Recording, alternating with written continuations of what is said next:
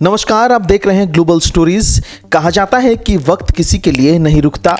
घाटशिला विधानसभा के कद्दावर नेता रामदास सोरेन को गुजरे अब 1 महीने होने जा रहा है, लेकिन उनकी कमी आज भी कोल्हान की राजनीति में महसूस की जा रही है। रामदास सोरेन सिर्फ एक विधायक नहीं थे कि आदिवासी समाज के बड़े चेहरे और जनता से सीधे जुड़ने वाले नेता माने जाते थे। रामदास सोरेन की रैली में भारी भीड़ उमड़ती थी। उनकी भाषा और उनकी बोली का अंदाज सीधा दिल छू लेता था। पार्टी के प्रति उनका समर्पण और आदिवासी समाज के लिए उनका लगाव ही उन्हें लोगों का मुखिया बना दिया था। लेकिन अब सवाल उठता है कि उनकी जगह कौन लेगा।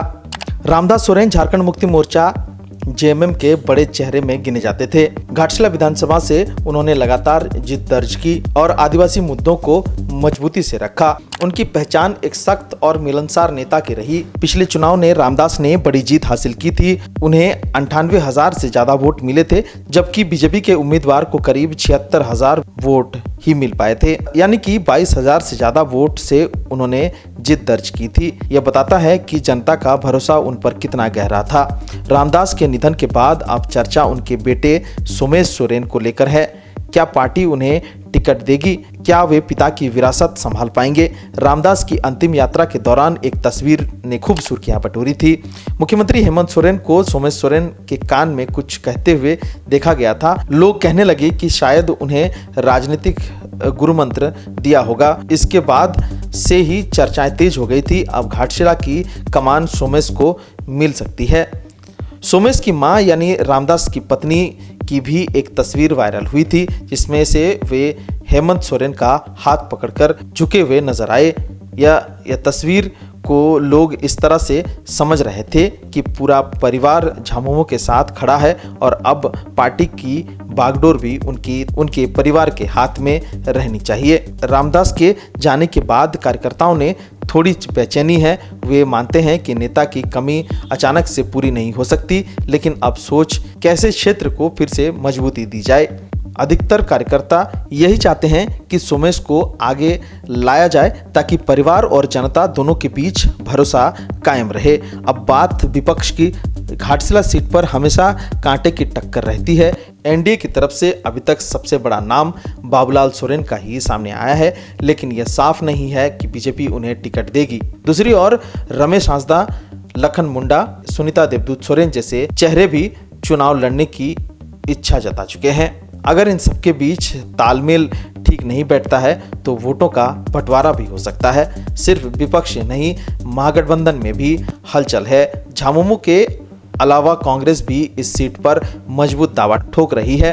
कांग्रेस के बड़े नेता और पूर्व विधायक प्रदीप कुमार बालमुचु का नाम सामने आ रहा है। प्रदीप बालमुचु का ईसाई समाज से खासा असर माना जाता है। विधायक रहते हुए उन्होंने दर्जनों गिरजाघर बनवाए और समुदाय के लिए कई काम किए। यही वजह है कि अगर वे चुनाव मैदान में आते हैं तो ईसाई वोट झामुमो से खिसक सकते हैं। अब सवाल है कि घाटशिला में ईसाई वोट कितने हैं, और आंकड़ों के मुताबिक मुसाबनी घाटशिला नगर क्षेत्र में ईसाई आबादी लगभग 1.5 से 2% है। पहली नज़र में यह कम लगती है, लेकिन याद रखिए कि कई बार चुनाव बहुत छोटे अंतर से तय हो जाता है।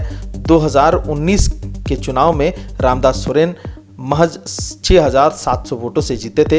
ऐसे में अगर ईसाई वोट झामुमो से कटे तो कांग्रेस की तरफ जाएंगे, तो सोमेश सोरेन की मुश्किल बढ़ सकती है। इधर बीजेपी के वरिष्ठ नेता और पूर्व मुख्यमंत्री चंपाई सोरेन भी कोल्हान क्षेत्र में अपनी पकड़ मजबूत कर रहे हैं। वे लगातार आदिवासी कार्ड खेल रहे हैं और इसका असर जमीनी स्तर पर भी दिख रहा है। अगर चंपाई गुट और हेमंत गुट में तनातनी बढ़ी तो घाटशिला की लड़ाई और दिलचस्प हो सकती है।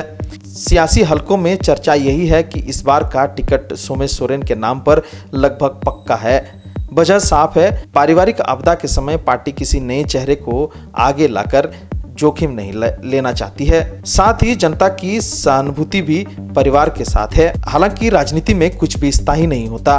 अगर कांग्रेस ने प्रदीप बालमुचु जैसे मजबूत चेहरे को उतार दिया तो मुकाबला वाकई कड़ा हो जाएगा। कहा तो यह भी जा रहा है कि अगर कांग्रेस प्रदीप बालमुचु को टिकट नहीं देती तो वह निर्दलीय भी चुनाव लड़ सकते हैं। घाटशिला की राजनीति इस वक्त दिलचस्प मोड़ पर है। एक तरफ रामदास सोरेन की विरासत है जिसे आगे बढ़ने के लिए उनके बेटे सोमेश तैयार है। दूसरी तरफ विपक्ष भी अपनी पूरी ताकत झोंकने की तैयारी में है।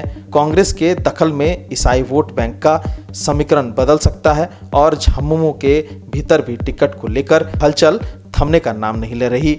आने वाले दिनों में आधिकारिक ऐलान हो जाए कि टिकट कैसे मिलता है, लेकिन इतना तय है कि यह चुनाव घाटशिला के लिए सामान्य चुनाव नहीं, परिवार की विरासत और क्षेत्र की राजनीति और पूरे कोल्हान की दिशा तय करने वाला चुनाव साबित हो सकता है। रामदास सोरेन की पहचान एक जमीनी नेता के तौर पर रही। अब उनकी विरासत कौन संभालेगा ये जनता तय करेगी, लेकिन इतना पक्का है कि इस बार चुनाव घाटशिला में बेहद रोचक होने वाला है। आप देख रहे थे ग्लोबल स्टोरीज। चैनल को लाइक करें, शेयर करें और सब्सक्राइब जरूर करें।